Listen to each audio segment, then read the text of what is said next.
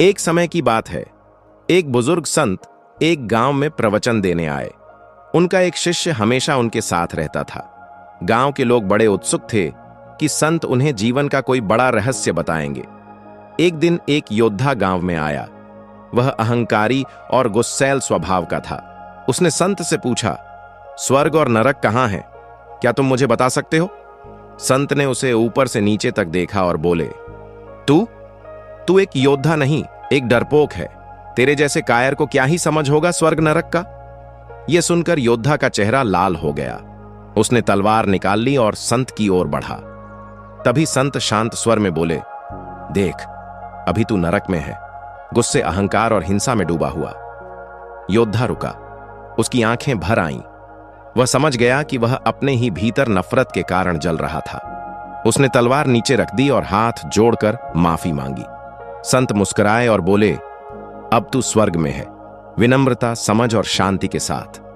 इस कहानी से स्पष्ट होता है कि स्वर्ग और नरक कोई बाहर की जगह नहीं, बल्कि हमारी मानसिक अवस्था है। हमारा व्यवहार, सोच और प्रतिक्रिया ही तय करती है कि हम किस लोक में हैं।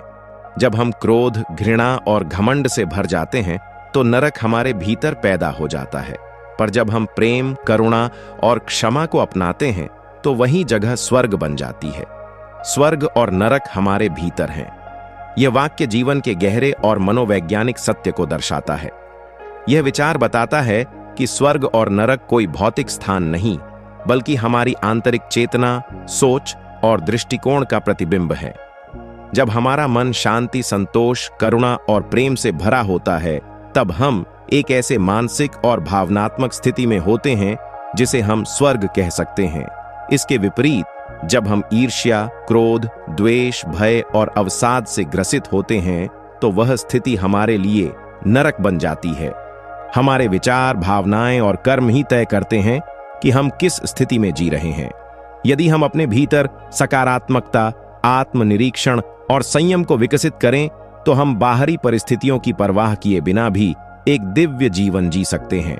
वहीं नकारात्मक सोच और आत्मविनाशकारी आदतें हमें सुख संपन्न वातावरण में रहते हुए भी मानसिक पीड़ा और असंतोष के गहरे गड्ढों में धकेल सकती हैं। इसलिए जीवन की दिशा को बदलने के लिए बाहरी दुनिया को नहीं, बल्कि अपने भीतर के संसार को साधना आवश्यक है।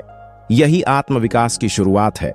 जब हम समझते हैं कि सच्चा स्वर्ग और सच्चा नरक हमारे भीतर ही जन्म लेते हैं,